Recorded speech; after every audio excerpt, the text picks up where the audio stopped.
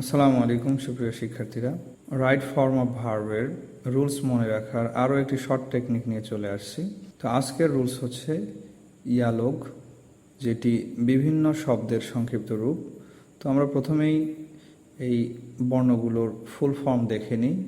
Y সমান yesterday, গতকাল; এ সমান অ্যাগো; এল last night, last year, last week, last day; ও সমান হচ্ছে ওয়ান্স আপন এ টাইম; আর জি সমান হচ্ছে gone by, long ago, long since.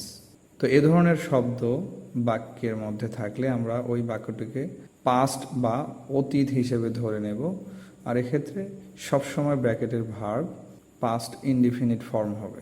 আমরা এই শব্দগুলোকে একটি ছন্দের আকারে প্রকাশ করেছি, আর তা হচ্ছে ইয়েস্টারডে, এগো, লাস্ট আর ওয়াজ দেখলেই পাস্ট এ নেবে চান্স।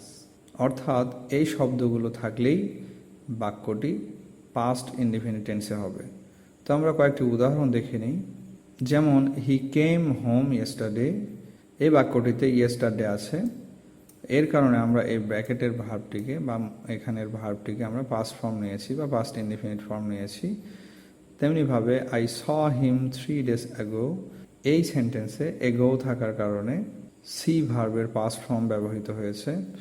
পরের উদাহরণ, they visited us last week, last week গত সপ্তাহ, অতীত নির্দেশক এই শব্দের কারণে ভিজিট ভার্বটির পাস্ট ফর্ম ব্যবহৃত হয়েছে। তাহলে আমাদের এই শর্ট টেকনিক মনে রাখার জন্য ইয়ালোগ পড়লেই হচ্ছে।